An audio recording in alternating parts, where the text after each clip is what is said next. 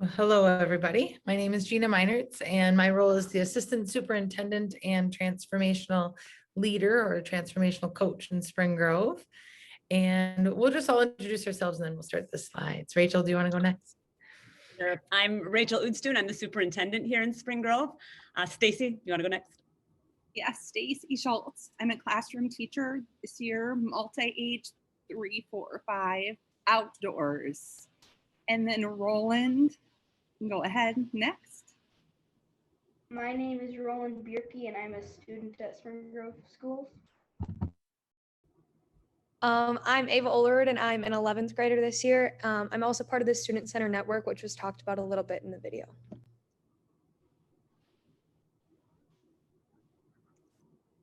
All right. Awesome. And Lars, would you like to share your screen and we'll go through Yes, just a little information? Yes, can you see that okay? Yes. All right, so we just introduced ourselves. So that's the people. And Rachel, can you talk about our vision? Yes, I'll just give a little bit of background about how our vision developed here in Spring Grove. In 2015, we did some strategic planning, and some themes that emerged were that we really wanted to be able to give people the opportunity to experiment with innovation. And then another real strong cornerstone was we wanted students to have ownership of their learning. And an interesting point, the people in the room when this was being developed were parents and teachers and our school board. There were no students in the room. For a couple of years, we worked through that and tried to figure out, well, what does it really look like when students have ownership of their learning? And it was about that time that we connected with a student-centered learning event with Bush. And it was just this obvious aha moment, which was we're missing the students. They're not part of this conversation with us. And as soon as we started involving kids, things took off. We started a student-centered learning network that Ava will talk about in a little bit. And so and then as I said in the video, it started out by us asking a lot of questions, getting some good feedback. Kids, oh, I like the schedule. I wish we had this elective, pretty simple feedback. And then, like I said in the video, when COVID hit, all of a sudden things just took off for us. And people love giving us feedback now because they know that we're listening and we're going to do something with that feedback. And if you want to go to the next slide, I think Ava, you can explain a little bit about the Student-Centered Network. Perfect. Wait until the next slide is up. Yeah, there you go. Perfect. So pretty much the Student-Centered Network is just the voice for our student body and what we want to embody in our school. So in the first picture on your left, it's we go to school visits. We obviously haven't this year because of COVID. But we're at Farmington here and we're just trying to get ideas of what we can do as a school to help just enhance our learning. We actually got the idea of flex courses from this school, which we didn't think would be able to go into effect until like a couple years down the road. And then COVID hit and it kind of was just thrown at us. And it's honestly given us a lot more flexibility. And I feel it's prepared us more for like upcoming years in our life, like college for me in 2 years now. It's just helped prepare us. We've also done like meetings with different, like the Bush Foundation. We've done that. And then a few of us met with the news reporters and just explained what we've changed this year to help us stay in school. Yeah, so we pretty much just are the voice for what our students want and what we want and just try to help better our school. You can go to the next slide.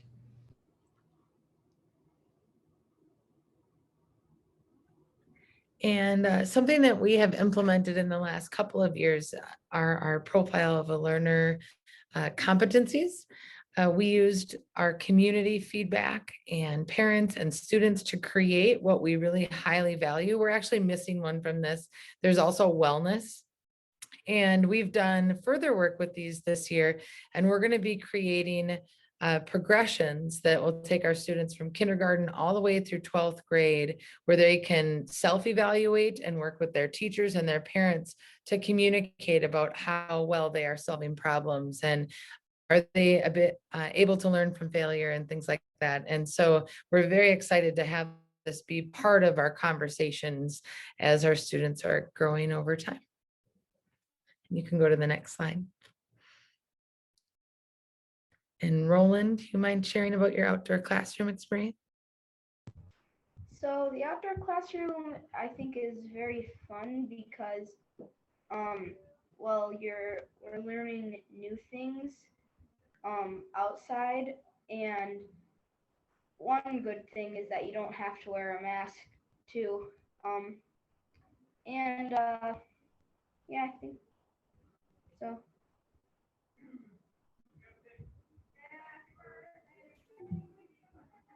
All right, thank you, Roland. And if you want to hear more about the outdoor classroom, he'll have more to share later.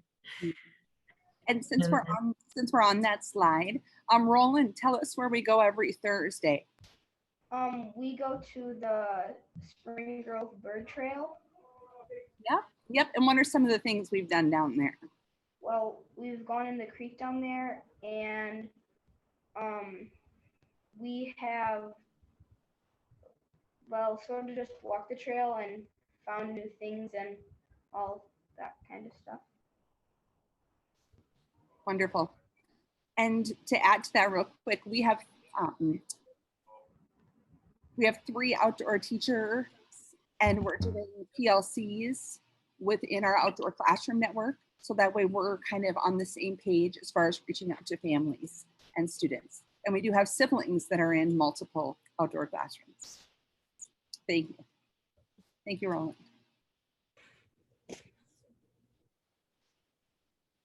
And then if you could go to the next slide.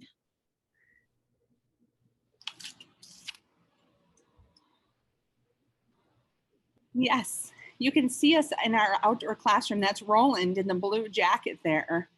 Roland, what's happening with our student teacher, Miss Jorgensen? Was this when we were collecting snow to melt it? Mm-hmm. Yeah. And then we were weighing it against snow that we collected too, and the snow was heavier than the water was when it was melted. Yes.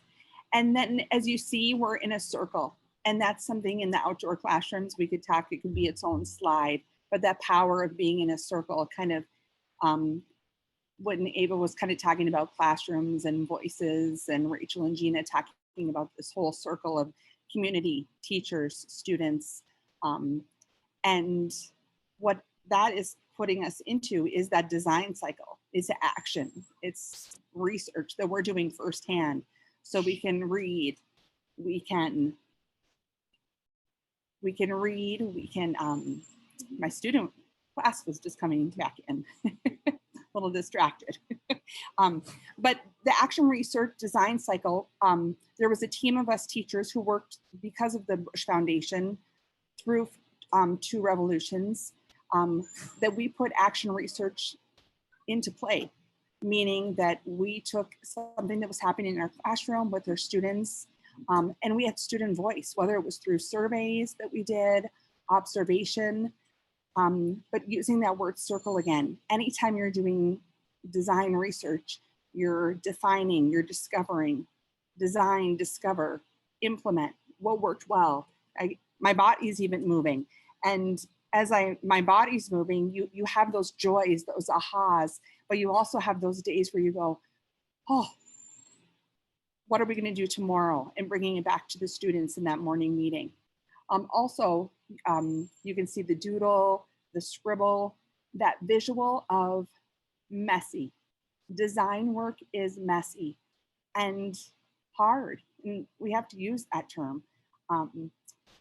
But also then it becomes smooth, you try it, and then you come back to those voices again through parent meetings, through staff meetings. And there's also that staff buy-in too, of firsthand seeing it, taking risks. And then just the shout out to back to our class, CRSCL is culturally responsive, culturally relevant student-centered learning. And yeah, just learning. So firsthand learning. And as you can see, I had a student teacher this year. So I think about that that life of teachers, right? We're sharing our knowledge to our newest students who are able to put this into play. And I learned from her and she learned from me along with the students. Thank you. And Lars, can you go to the next slide? And with our student teacher, we actually have a relationship with a college in the area where we have co-teaching, and I serve as the university supervisor. And so we can embed the action research cycle into the experience, and student teachers can really live the learning the whole time. There's less observation, and we're working with many staff within our school. Which matches all of our place-based learning and leadership within the community that we hold for our students. So some examples of that is we have a student that's sitting in on a group that our entire county is working with MNEEP, and we are taking a look at our equity lenses, and we're taking a look at how can we become the most equitable county together. And so it's not just education working together, but also people from the county and from different mental health societies and health organizations. And so we're all working together. And we've got students from Spring Grove that are serving on those boards. We have students from Spring Grove that have joined Spring Grove 2030, which is a group of adults that are fundraising, and they're going to create a place in our community for youth and adults and all ages to come together and be able to connect. And so we have student board members there. As you can see in some of these pictures, we have students that have partnered with the city many times throughout the year. Here they're planting trees and looking at blueprints that were given to us from MnDOT. We also partnered with the city. We adopted a park this year. And on the bottom left, you can see that the students created a map after working with an environmental educator to decide where should different plants go in the park. And then they are helping with the planting of those plants, and they needed to present what their ideas were and why they had those ideas to the Park and Rec Board and the City Council and to the mayor. And in another picture, you'll see students building. Really, our goal is that our students are doing real work, and they are sharing that real work with the community. We're starting a farm school partnership next year with one of our grade levels. We're going to be raising trout in our biology classroom to release into the rivers. So place-based education and the fact that the community and the school are completely intertwined with one another creates authentic and relevant learning experiences for our students.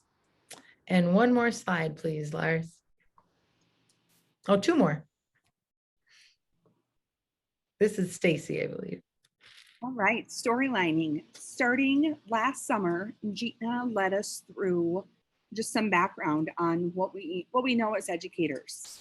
And again, coming back to like staff, taking what we know, the knowledge, and also what we've viewed in the classroom with our students. So storylining, taking those standards, taking those frameworks, but not just a solid document that you print out and then you follow all year. Storylining is really, as you can see in that picture in the top left, I just wrote primary over the top.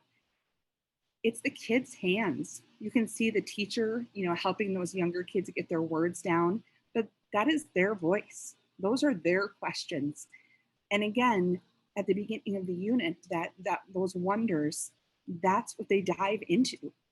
So when we head outside or we're in the classroom, we're just stacking, solving, questioning. And again, then you slide over to that intermediate, then that voice, it's happening so fast. Those questions are just popping out. So their Post-its are then typed up and put into a Jamboard. And then you can see our structures of life unit, knowing that multi-age, you have different standards and frameworks from third to fifth. There are some similar things, but also different levels as they prepare. And so storylining is taking what they know, and also that the vocabulary of that phenomenon based, it's not just here's your question, here's your answer.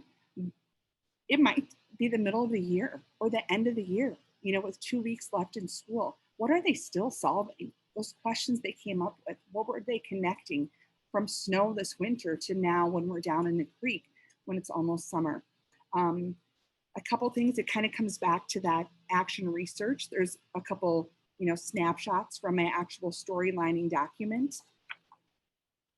And it's to share. This is shared with multiple teachers, our specials, and their learning in math and science, their spelling words are their structures of life vocabulary, and it's their questions.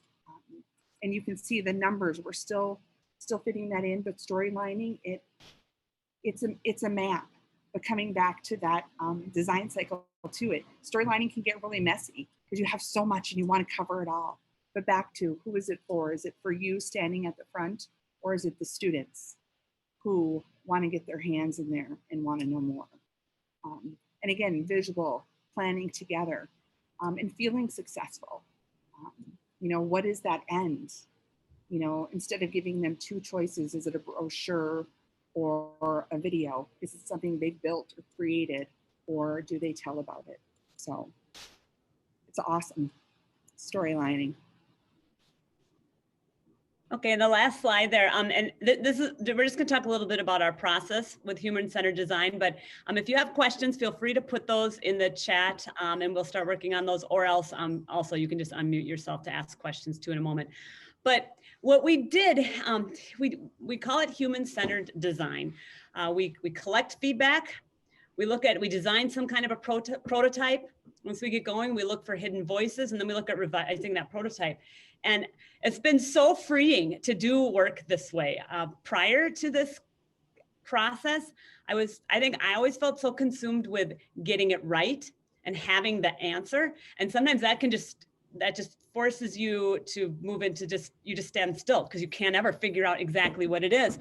And so what we do now is we just ask, what's working? And then what do you like? What do you want to keep? And when we're asking this, looking to next year, an example of how we did this, we did a staggered start to our day this year. We thought that we used to have all of our kids funnel through at the same time. They all went down to the cafeteria. They were on top of each other. It was loud, it was chaotic. And then they were having breakfast. And we couldn't do it with COVID. So all of a sudden we were trying to think, like, how are we going to get kids through our into our building in a safe way. So we came up with a plan. We used 3 separate entrances for different age groups, and they had a half an hour window of time to come in. And we were doing it for COVID. We're keeping it because it's great for kids. It is such a calm start to our day now. We realized it's calm for kids as they're coming in. Kids are eating breakfast in their classrooms. And so we asked families what they thought about the staggered, start time to the day and the students, and we got pretty strong feedback that they loved it.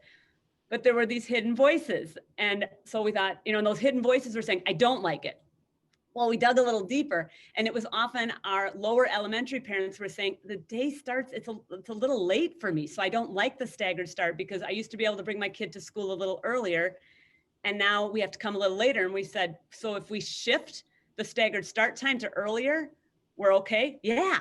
So, when you dig deeper, you realize that what you thought might be the problem wasn't the problem. And so what we did is, as we referenced I think in our video, we were just having these monthly parent meetings. We were taking their feedback. What do you like? What you don't you like? What would you like to change? And then each month we've been coming back with our prototype. And last night we met with our parent group that we opened the meeting up to anyone who wants to come. We did a Zoom meeting last night. We rolled out, this is our plan for next fall.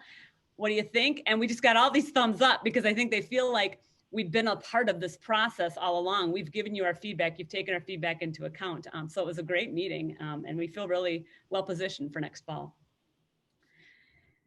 So at this time, I think what we would like to do is open it up for questions. And our students are here and they are honest and will answer any question you want. Stacy, as a teacher, has also been instructed to be as honest as she needs to be for any questions that you guys have. So feel free to either unmute yourself or put questions in the chat.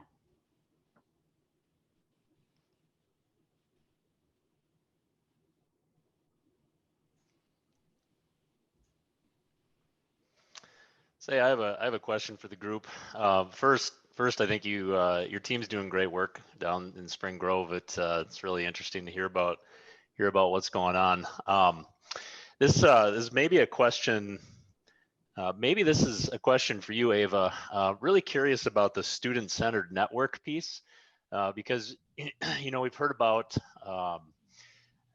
like a student cabinet before, and students gaining greater voice in how a school is run and that sort of thing. And there's even some instances now of students that are partially running schools and having a strong voice in that. So just wondering, maybe could you elaborate possibly a little bit more on what your role is with that student-centered network and the kind of authority that maybe the district has given you there?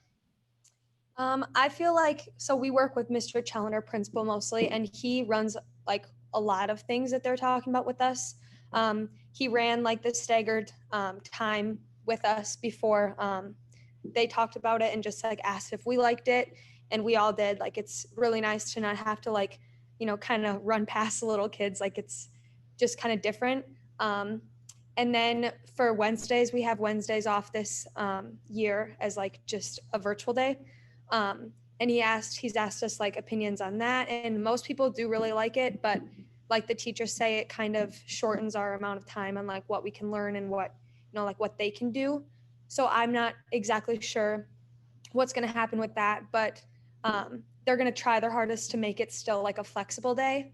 So that's really nice. So I think like a lot of the bigger decisions with our schedules go through us, which is super nice, and like what we want and what we think will be best for like our classmates and stuff. So yeah.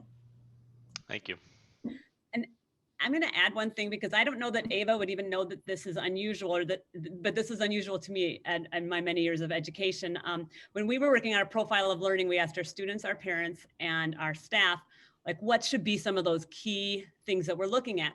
And most of them were the same across all three groups, but wellness was the highest in students, and it didn't even make the list for parents or for staff. We weren't thinking about wellness at all, and the students were, and I think it was their number one highest ranked, and we asked our entire student body, and that was so eye-opening to us, and it made us really shift our thinking and listen to students. And so Ava briefly mentioned that they did a mental health focus with students in March, and that came entirely from the students. They said, we want to do a presentation to the students. They did it virtually to our entire 712, but they're the ones who said, we need to talk about mental health. We need to talk about anxiety. And so that came completely from the kids.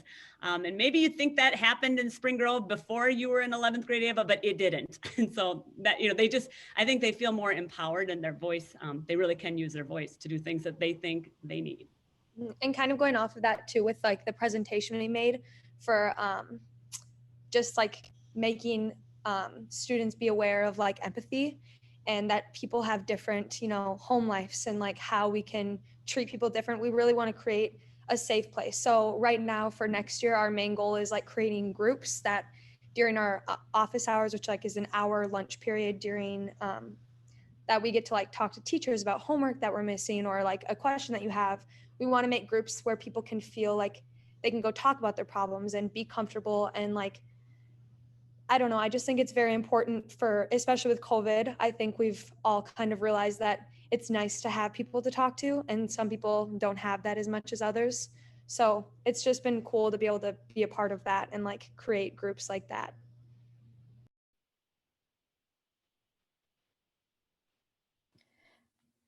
Stacy, I just want to say hats off to you. And I think you, the way it sounds, just the curiosity and passion that you have created for your learners in that outdoor multi-age, it makes me want to be in your class. And so I just have to ask that, because I think so many times we have a singular obsession with just the content. That's all we're concerned about, as teachers, covering the content. And I just wonder if you could just kind of talk about how you kind of were able to let go of that and see this through a different lens and a mindset. And, what would you say to other teachers that I think curiosity and passion is what needs to be cultivated, because if you can get that learning is going to come. And I think it's come to a point where we're not the content givers anymore. they have Siri, they have Alexa. I mean, they have those things to find content. And so just, can you talk a little bit about that, just the different lens and mindset that it takes to move in that direction? Yeah, first of all, I think just that you have support for it. You know, I'm in this building and admin is supporting me. So when I walk out those doors, there's not someone going, oh, they're going out for recess for 20 minutes or, you know, so first of all, you have to be supported, but also how can you find your own voice? So I'll be honest too, time. When you're talking about that, you know, higher, stronger, faster. So I've been in a building where the minutes, you do your literacy 120 minutes, you know, and I think we hear 120 minutes and it's like, we don't sit in meetings that long, but yet we have our literacy blocks, right? And we schedule lunch and specials around these blocks. And so what it's taught me is to be so efficient with my time. So like when they talk about soft landing, so perfect example of our day, we start our soft landing, it's a solid 30 minutes, breakfast, everyone's here. Even though we're flexible and creative, 9 o'clock, we stand for that pledge, morning meeting, and within our classroom, and Roland can even chime in here a little bit too, the schedule's up. So it's still that teacher-led, but it's continuing from yesterday, just like, you know, our lesson planners had the Post-it notes. Remember, we all know what that is. Okay, this is what we have planned for today. And then we'd, you know, there's people who make millions of dollars creating lesson planners. They really, you know, we need the Post-it note. So I'm still in transition times. It's like, we're not standing in line and lining up. We don't transition to gym. And then 30 minutes later, we transition here. So we have a walk to the park. But when we get there, they know what they're doing. We still use technology. We still work on our printing. So there's that part of balance, but you have to have support, but you also have, there is that piece of confidence, right? You have to find that confidence in you and storylining. I'm documenting everything. And it's my proof to myself that I can do it. This is what we've done. And then I'm going to add to that, doing coaching. And shout out to Gina. It's during my prep time. So again, I'm using these terms, but they're real to people because we own it. You know, this is my time to prep and get ready. But when Gina comes in, like, I share my documents with her. And I don't know if you want to chime in, Gina, too, but it's also taking that risk to let her know that, hey, we're on fractions still, and it's been a month. Why am I still in fractions? But then how have we used it and what have we done? I mean, the amount of fractions, and it sounds wild, but you can teach outside. So kind of back to that passion, it's the kids, and I got to do a shout out. Behaviors are this much. So we're tracking, we're learning, but then our minutes are so true because I'm not managing kids all day. I'm moving kids and kids are moving me. I'm exhausted every night, but yeah, Gina. Yeah, I would agree. I think that I get to meet with Stacy and we are telling a story with the students. And so we're always we have a relationship where we're checking in, like, where are our students and what do they need next? And what are they asking? And how do we bring that to them? And how do we get the content and the standards to fit within those? So it's a continual relationship between me as a coach and Stacy as a teacher, and then Roland as a student. And it was fun to see. I checked in this morning just to say good morning, and they are creating rafts based on a book that they just wrote, and they're going to be trying them in the stream. It was the stream yesterday, and then on a pond on Thursday. And then they're doing the design cycle that we're doing as a school in their classroom to prototype, design, improve. And so they're mirroring some of those things. And she had students that had made a trailer for their raft over the evening, just because they really didn't want the raft to not just show up in his hands. Like, they are going home and doing the work to do the next day because they're passionate and excited. And Roland, what would be an example that you could give of something that you felt passionate for this year or really interested in for learning? Well, again, I think that just learning outdoors is like really fun because learning about like plants and wildlife, it is just amazing because in a regular class we didn't do that as much as we did in the outdoor class. Thank you, Roland. I see there's one more question that does relate to outdoor learning also. The question is, I would like to know if you think the outdoor learning solutions will be continued next year. Will the students be able to build on what they learned and discovered this year? And the answer is yes. We didn't give a survey this year to decide this is an outdoor classroom, this isn't.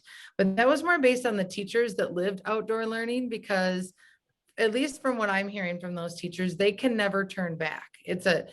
They have more inquiry, they have more interest and passion, and they have less behaviors because students are active and learning. And so it's less about opting in and out, and it's more like setting up, this is the culture of this space, and we will have an outdoor space and we will have an indoor space. Would you agree with that, Stacy? Would you add anything else? Yeah, absolutely. It's just, again, back to the kids, and they're the ones who are asking, back to the schedule. I mean, every Thursday, rain or shine, we are going to the bird trail. It's part of who we are. Tuesday is Creek Day. Like, they have the schedule. And back to time, we still have specials. Sometimes we're sprinting, but they don't want to miss gym at 1:10, right, Roland? We're sprinting back. Back to health, back to safety, back to science. I mean, yeah, it's been awesome. And I would say it's expanding because our outdoor classrooms this year were our elementary classrooms primarily, with a partnership at the middle school level in the park. The partnership at the middle school level is growing. They're going to keep their park, and they're also going to grow to a farm. And so we have students and teachers that are going to be designing some of that storyline together this summer to create, how does the farm incorporate to some of the questions? And then the high school is expanding also, more expanding within the community with some of the relationships there. So I would say it's not shrinking, but it's growing to be more of the culture. And it's just part of what certain teachers and classrooms would do throughout a student's experience. Just one more quick thing, Stacey. So when you're designing the learning experiences, you're designing them together with another teammate? Are you designing them? How do you design the experiences? Yes. So for example, I'll use fractions. So right away this fall. So we had the pattern blocks. We just took them outside. So again, something you've taught for your whole career, but you've got to touch and feel, and then you're matching. But then we're looking at the leaves, and we're on our walk, they're finding them. Or we're looking at shoes, or we're touching and feeling everything. Or we're making it, or we've got sticks, just watching the kids. And then back to decimals, right? We look at the weather every day. So we're talking about percentages because I have those 5th graders. And Roland, what do we talk about with the weather? I know I keep kind of putting him on the spot, but. I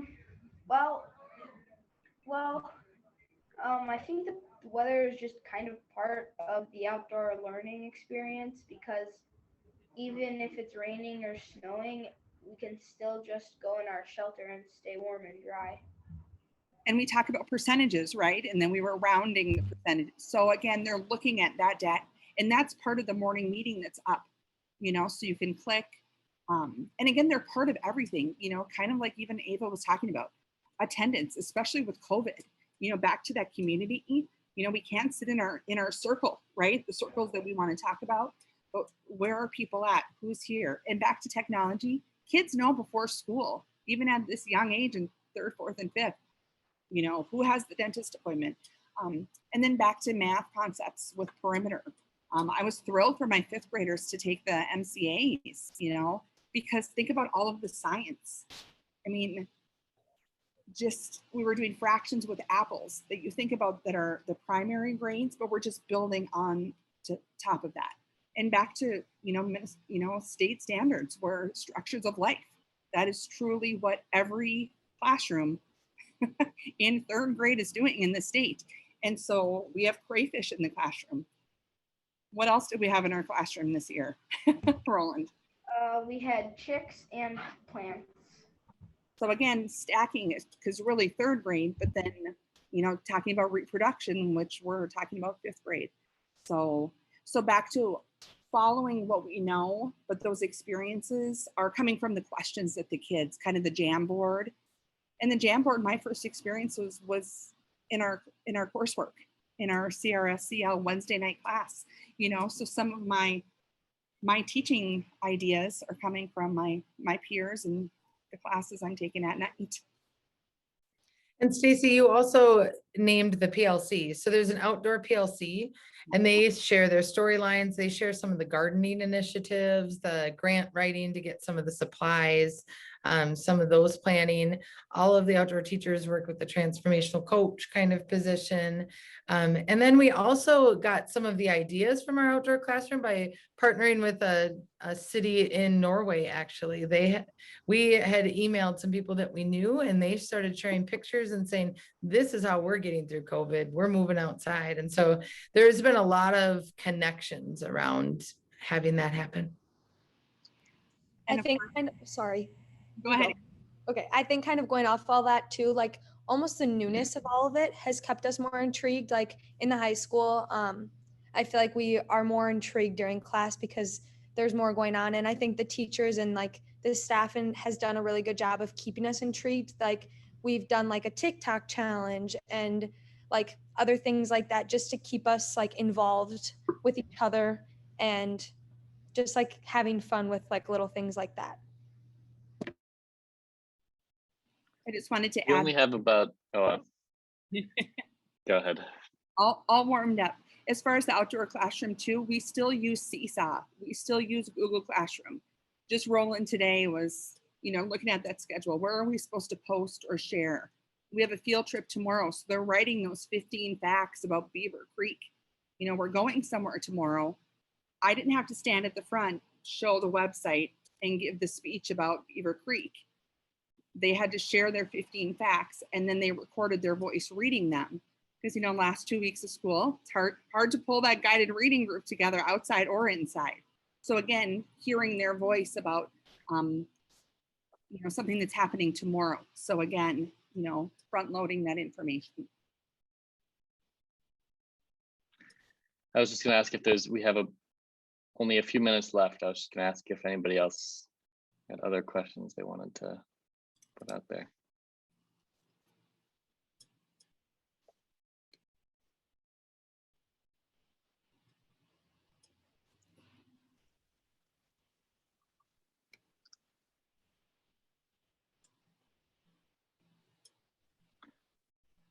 I do have one if there's no others filling the space here, which is about your family engagement and how you structured that and how you see that looking in the future. Well, I can start on this. We used to do a lot of Google Form surveys, and we still do those, but if we had parent meetings, we'd get low turnout. We never knew what the kind of questions they were bringing to us. You wanted to be prepared. But these, we started last spring, and I feel like we got a ways into doing this virtual experience, and then we just held a parent session, and we seriously had just 2 questions we asked: what's going well, what needs to change? And it was just feedback upon feedback, and so we said we got to do this again, and it just became normal. And I think that a lot of our families are very comfortable moving over to their desk, clicking on the computer, going into a virtual meeting, getting their feedback, or just listening in too. And so I think we're going to continue to have feedback loops like that. We always say, if you can't make that meeting, let us know. We'll schedule another one at lunch, or if you can meet with us separately. But we've just had a lot of people come to those. We record them, we send that information out, and it just keeps our the loop of what the conversation is like going. But even, you know, I used to spend hours working on crafting the perfect question for a survey. And we asked a question in February, do you like Wednesdays? Because we were virtual and we were wondering, should we keep this going or not? The goal, we went virtually because we thought we were going to have to pivot very quickly to distance learning. So we wanted to have it well practiced, which we didn't end up having to do. Question, you know, feedback was, yes, we love Wednesdays. And we realized that we probably weren't asking the right question. And we needed to dig deeper.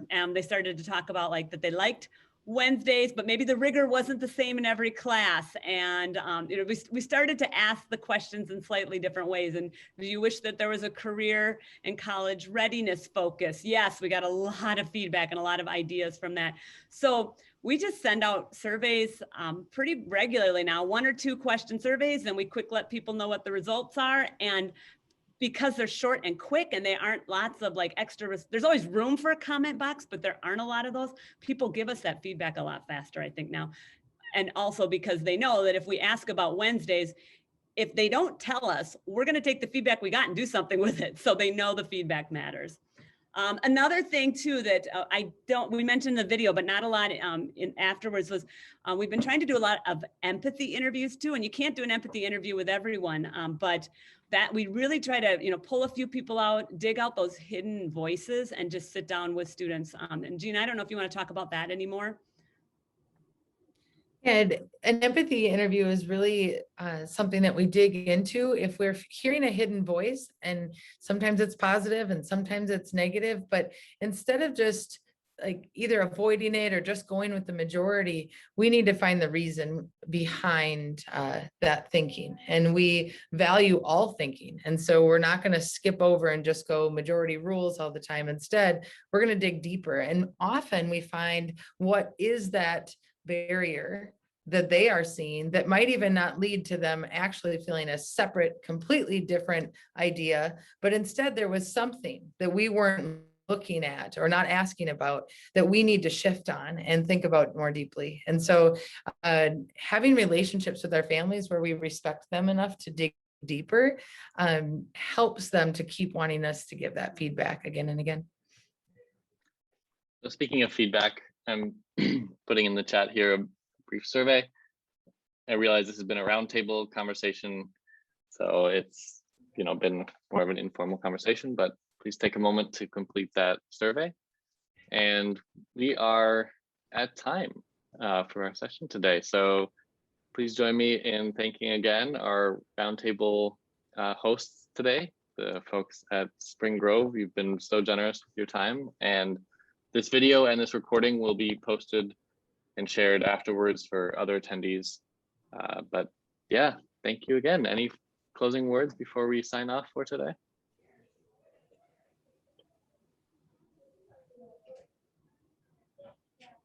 Thank you Awesome. all very much. Thanks. Thanks Yeah. for joining us. Yep, on behalf of Education Evolving and Bush Foundation, thanks again, and we will see you at other sessions. Take care. Bye.